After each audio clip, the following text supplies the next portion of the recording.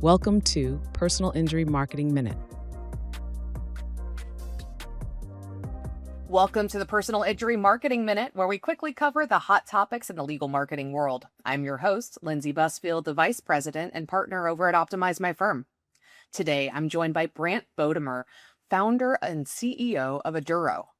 After years of buying media from vendors that could not clearly explain where the money went or what actually worked, Brandt founded Adduro to build a more transparent streaming advertising platform. Today, we're talking about how streaming ad reports can make campaigns look stronger than they really are, and where law firm budgets can quietly disappear, and really what firms should be demanding and asking of their advertising partners. So thank you so much for joining us today, Brandt. Yeah, happy to be here, Lindsay. So for those who aren't familiar with Adduro, can you give us just a kind of a top level overview of what it is that you guys do? Yeah, so we're a streaming advertising platform and service. So helping get your firm on streaming TV apps like Peacock, Hulu, Roku, streaming audio, Spotify, Pandora, and everything in between. And clearly, there are a lot of law firms that are interested in branding and marketing themselves through those streaming platforms. It's a great way to get in front of your target market. And now, especially since you can really have more control over who it is that's viewing your ads, it's a really great place to explore if that is something that your law firm is wanting to do. But there are so many ad platform managers out there, and they will all tell you essentially what sounds the same, which is we're the best. We can get you in front of the most eyes, the best ways, high conversion, low cost of acquisition. And they'll throw a lot of numbers and statistics at you and talk about different attribution models and all of this. And it's a lot of data. And on one hand, it's really great to have the numbers because it feels like numbers don't lie. But Brant, you and I know that that's not the case. Where there's a whole book out there, one of my favorites in college, which was How to Lie with Statistics, and it is the same holding true when it comes to marketing. So, talk to us about what you're seeing as problematic when it comes to data and attribution and all the numbers that go into this. Yeah, absolutely. And great question, and especially for personal injury firms in particular, because so many successful firms have built their business on broadcast and traditional originally, and we're seeing consumer trends shift rapidly to these streaming platforms, so the media dollars are following.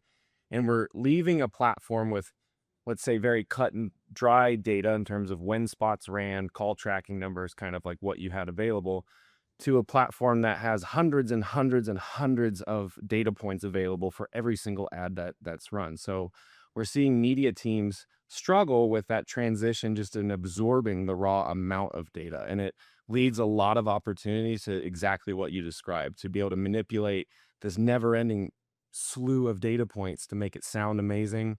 And you end up having an industry built on a whole lot of statistics that a lot may mean nothing, but because of that transition and maybe the buzzwords that are associated with a lot of these data points, they're made to feel really powerful.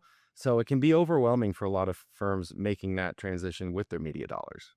And that's true. There are so many buzzwords out there and acronyms and things that a lot of the ad agencies and marketing agencies point to as being the key metrics, the KPIs, the key performance indicators there. And so in your experience, what are some of the most telling KPIs versus some that are really easy to fudge? That is another great question. I think the most telling are going to be around the word conversions, because when you are running any sort of streaming ad product, you're serving those ads over the internet. So in theory, you can track website visitation back to your firm's website with a pixel and say, oh, look, we had an ad air and someone went and visited our website. However, while that sounds simple in practice, there's a whole lot of nuance underneath that can A, either downright fudge the numbers, or B, make it sound a whole lot rosier than it is. And I think a great example of that is you have a whole lot of different IP aggregators. You have a whole lot of server farms that, kind of visit websites in mass to begin with. That is always going to show conversions. So when you see providers in my industry really hammer on the number of conversions and things like that, or that's like their driving KPI, that could be a red flag, because at the end of the day, if those conversions aren't turning into actions, phone calls, cases, they're meaningless. People visiting your website is an indicator, but it's not a measure of success. And I will tell you, for how long I've been in this industry, I've never seen a campaign, even if the most poorly managed ones out there, they will always show web conversions, no matter what.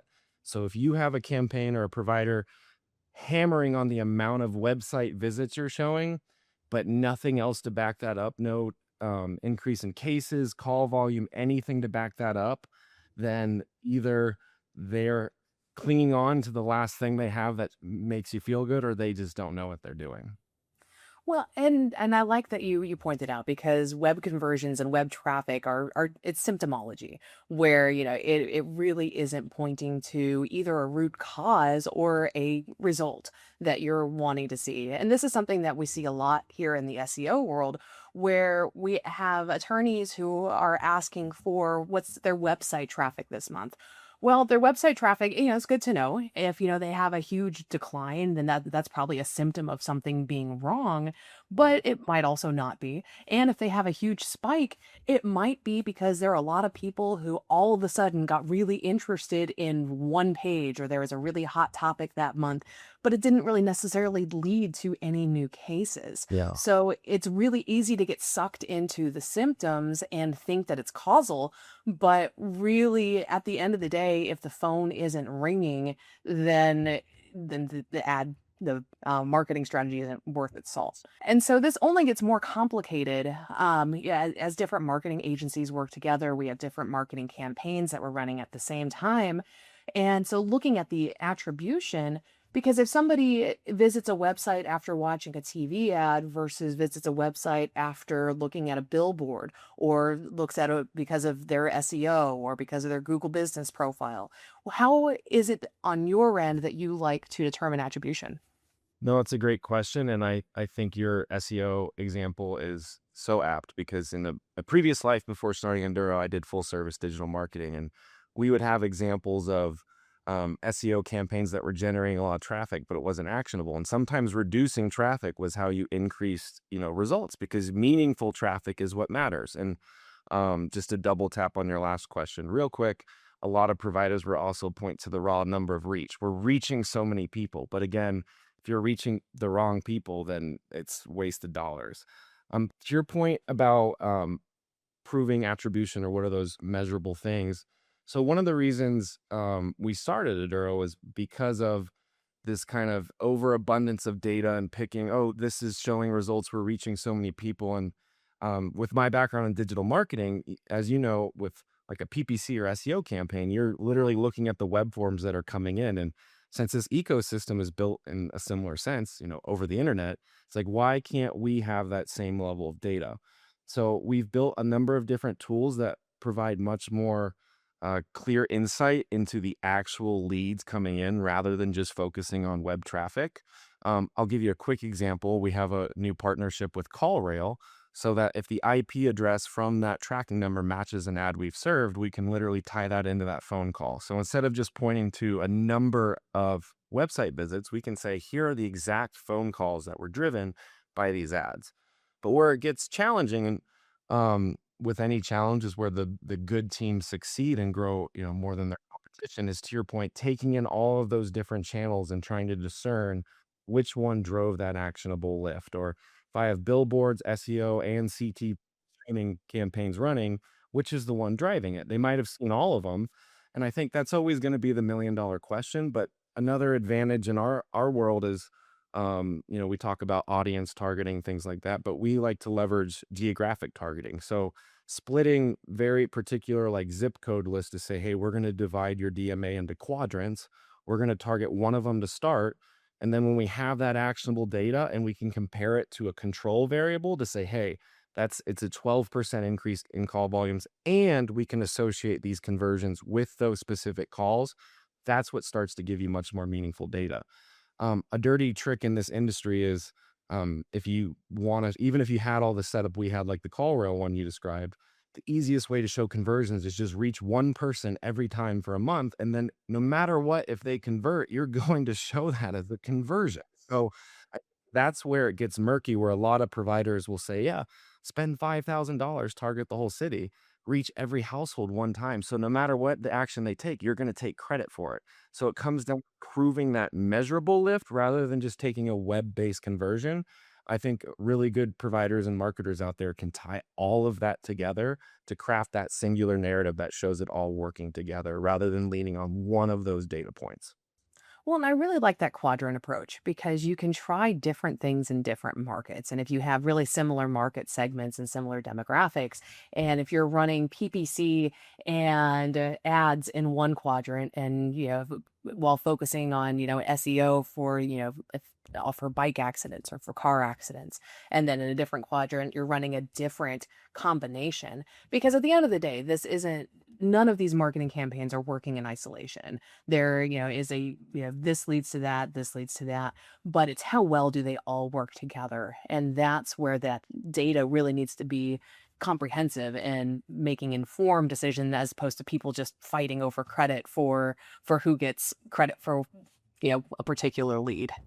Yeah, that's something I fear will be something that persists through the end of time of marketing teams fighting for credit. I think, it comes down to how well they can work together to some degree. Because, I mean, look, when we run streaming TV campaigns, for example, yeah, they're increasing some, dynamic creatives that allow you to click and things like that. But by and large, until the end of time, you're going to be seeing an ad on TV. The best action you can take from that is to look up the law firm after that. So in a highly competitive market, that's probably going to come in the form of a PPC ad. So when they click on that PPC ad, now you immediately have two teams, like two completely separate teams, fighting for that credit. And where I think, kind of leveraging what I was describing earlier, it's not always, 100% goes to each. It's how well they work together. Like something I tell a lot of the new firms that come on with us is your brand PPC budget. If our campaign's successful, you're likely going to have to increase that because we're going to be generating more search for your brand. And I think some people look at those too much in isolation and too black and white when really it's a synergistic approach. It absolutely is. And I love that you talked about branding because this is something that I will talk about all the time as being so critically important if you are running ads, whether they're, OTT ads or traditional ads. And if you are doing SEO, having branding behind it can only help. And so if you have, I would always recommend a law firm to start with really solid branding, do the research on your market, what's going to resonate with them, and then make sure that that is a unified thread throughout all of your marketing channels and all of your marketing campaigns. So if, to your point, where if you have a TV ad series that has a certain phrase, make sure that that phrase is also being incorporated in your PPC ads and is also being incorporated on your website and that you're optimizing for that phrase. And it's also being used on your billboards and just have that consistency so that people know that they've come to the right place and it'll just the more repetition that your prospective clients have seeing that, the more likely they are to actually pick up the phone and call. Absolutely. And I'll give you a great example on that. Before we developed like this call rail integration, we were looking for other ways to kind of tell that story. And one of the ways we would do it is just look at click-through rates of PPC campaigns, saying, hey, you didn't change the text ad, but let's look at the before and after. Well, if they were go up 20, 30%, from 2 to 2.8 or 3 to 4.2%, something like that, and we're doing like that quadrant approach where we have a control. It's like, hey, they might not implicitly think, because we're talking about a traumatic accident in a lot of cases. So they're not usually recalling the exact ad, but when they search for it and they have that recognition, that's what drives more volume, intentional volume when the time comes. And I think so many firms make the mistake of trying to tell the whole value proposition in a 30-second TV spot where it's like, most people, if it's before they get in the wreck, they really don't care that much. And you're just blending in with every other PI firm that's like, well, we do this, we do this, we do this. Well, I think that's kind of established now. I mean, look at every other billboard, every other TV spot is about that. So you've got to find that signature piece, tagline, phrase, jingle, whatever it is, so that when the time comes, that's what's sitting in that, uncontrollable part of our brain that remembers these things. I mean, yeah. Right, and it provides another great opportunity for that synergistic approach. And yes, if somebody has heard it a million times before, whatever your phrase is, and then they see it repeated, they're immediately going to have a built-in trust because of the familiarity. And I think that's an excellent point. So, getting back to the topic of data and what's important, and working with service providers, both in advertising as well as any in the marketing industry. What questions should law firms be asking before they hire an ad agency? Oh, so I think that's an example of a question that I would want to, give them a book of 1,000 questions. But the reality is you can't Maybe necessarily. you need to write a book on how to hire an ad agency. Yeah, one day when I have the time, maybe that's. But Well, um, everybody has their books out now, so yeah, it's the big thing, right? I think there's a little bit of nuance to what type of ad agency. In all fairness, my expertise is going to be very much around digital and now streaming advertising, where I might not know the best questions for a traditional ad agency or an outdoor ad agency. But I think it's always important to ask them, maybe regardless of what industry is, how they do attribution differently. And I don't say that as if it's some revolutionary question. It's not. We've already, kind of discussed that. But I think you can tell a lot by how they answer and how particular they get in the answer.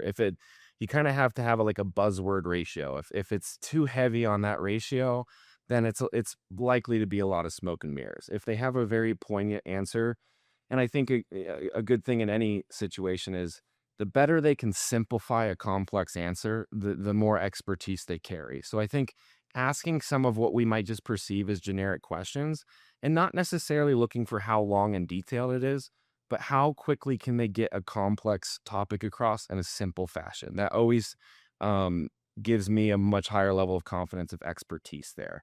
Now, when it comes to my vertical in particular, it's a little bit of a murky world because you have like the previous way of doing it with traditional, it was kind of a one-to-one transaction. You would go to your local broadcast station, buy the spot from them, they aired it on their airwaves.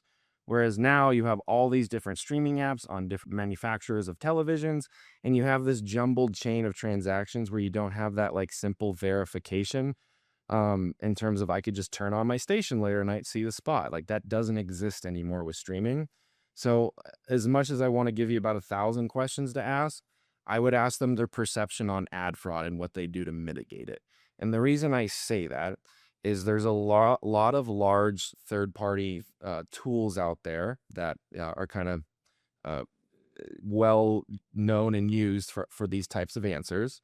But it's mine and my company's position that they don't do nearly enough when it comes to mitigating ad fraud. So if you're talking to any sort of streaming provider, if the only thing they give you is, oh, we use, and I'm not going to name them, but if you go through enough pitches, you'll hear them regularly. If we only use XYZ and, that means it's 100% guaranteed real inventory, I would question that firm's expertise on the matter. And, I think a lot of firms rely on that because at the end of the day, we all monetize the inventory so we make more money with scale. So at the end of the day, there's not a huge incentive for firms like ours to restrict that potential further by reducing fraud. We get money on every impression that's served, whether it's a percent of spend or a flat rate, there's money in every impression. So naturally, a firm's revenue driven instinct is to keep it as open as possible and have as much to sell you. And so I would be looking for an answer in terms of homegrown anti-fraud tools or other data points they use to mitigate that stuff. And I would just be wary if the only thing they can point to is some other third-party tool. And if you're still a little wary about that, ask them how the third-party tool works. Because I would bet you 99 out of 100 times, if not more, they won't have an answer for you. They'll say, oh, it just gets rid It of the works. fraud. It just works. Well, I don't know about you, but if it was my media dollars, I wouldn't be trusting them with a quote unquote, it just works. We Yeah. would be asking for a higher level of verification than that. And so I'm going to rewind you half a step. because this might be something that attorneys aren't familiar with as a problem in the industry. What do you mean by ad fraud? Absolutely. So it's basically impressions that don't air on a real human's device, and they get reported, they get sold, they get paid for, and as you know, you're spending money on air. And again, it's a complex subject to get in particulars about because again, every single manufacturer of TV and every app on that TV is a different supply chain. So any streaming ad provider is managing hundreds, if not thousands, of individual supply chains. So it's really easy for in an overly simplified fashion, fake impressions to slip into those supply chains because it's a lot to manage. And I think the effort to fix all of that is outweighed by just throwing a logo on a sales deck and saying we use this third party to prevent it. Again, with all of those other particulars to consider. So at the end of the day, to your question, I think to boil it down, it's impressions that you paid for that never really hit a human's device. Ugh, that has got to be insanely frustrating, both for your clients as well as for you guys trying to monitor that and make sure that everything stays transparent and that you're getting everything that you're paying for. So, Brant, we're starting to come to the end of our time together today. But if you have one tip for attorneys who are questioning whether or not they're getting the real answer with important data for their ad campaigns, what would you suggest that they do, or what actionable tip do you have for them? Yeah, we've certainly seen it a lot where, again, back to your first question, you have 1,000 conversions, but the phone isn't ringing. I would prompt them to follow that thought. Okay, if I'm getting all these conversions and my phone isn't ringing, how do you marry those 2 points together? Because again, sometimes an agency might not be seeing that from where they're sitting. So I feel you owe them the opportunity to marry that data. I would say a good ad agency is tracking that and probably knows that ahead of time, to be fair. But I think when you try to draw that logical conclusion, you put yourself and the ad agency in a scenario of like restricting the ways they can talk around it. And so I think, at point blank, if the results aren't there, then either A, what do we have to fix to make that whole thing go through smoothly? Or B, what's wrong with the data that's suggesting it's working well because at point blank it's not? And see how they answer that question and then use your best judgment whether they are, to your point, bearing you with data to try to sell a story, or if there is a fix to try out from there. Great. Well, that is wonderful advice. Thank you so much for coming on and sharing your expertise in this. And thank you for really trying to build a company that is transparent and is truly serving your clients in the best way possible. That's going to wrap up today's episode of the Personal Injury Marketing Minute. To learn more about Brandt and Adduro, where can they find out more? You could just visit our website at aduro.io. And we're at most personal injury trade shows around the country throughout the year. So stop on by and say hello if you ever see us. That sounds great. We'll make sure to put the website in the show notes. And then, Brandt, thank you so much for coming on today. It's been an absolute pleasure having you. Yeah, thank you so much for having me, Lindsay. Thanks for watching. Be sure to hit that like and subscribe button and leave us a review in the comments.